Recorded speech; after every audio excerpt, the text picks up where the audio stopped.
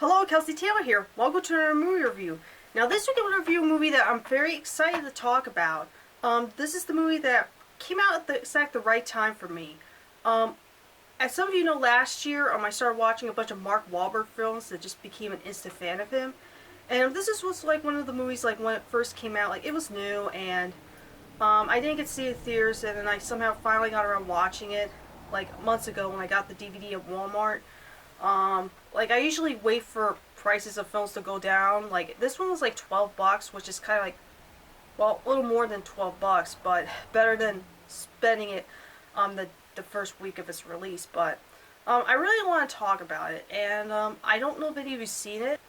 I'm going to review Instant Family. The film starring Mark Wahlberg and Rose Byrne. It also has the girl who was in the recent Dora movie. And this is coming from the director of Daddy's Home, which I never seen Daddy's Home all the way through, but from what I saw Daddy's Home, it really isn't any that good, and I've never seen the sequel. This one, like, if you didn't like Daddy's Home, you're gonna like this movie. I actually liked it a lot more. It has kind of like the same humor, but it wasn't all like slapsticky and kind of mean-spirited like Daddy's Home sort of was. This one was pretty well done, and even though this film's like PG-13, it felt like more of a, well, it's not really technically more of a kid's film. There's some, I don't know. If you see the movie, you know what I'm talking about, but there's some stuff that I don't know if I can say, but you know.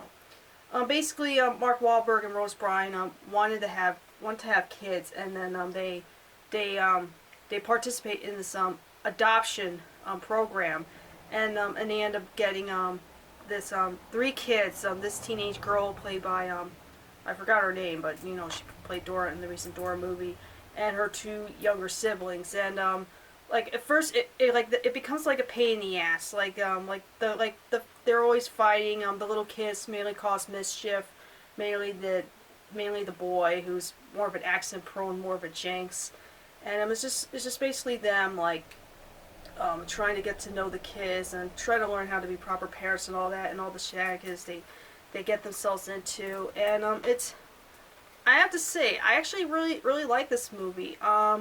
I went into it kind of with almost high expectations because you know, the looks of the trailer, it can either be very charming or not that very good, like it would be like Daddy's Home. But this one's very it's like very well done. I want to call it a masterpiece, but compared to these certain like family films where it also has that silly slapstick, and like if you watch certain like movies like this that came out in the 2000s, like Yours, Mine, Ours, or Cheaper by the Dozen, like you enjoyed them when you were a kid, but when you watch them back now, it's more very slapsticky and kind of a little bit immature.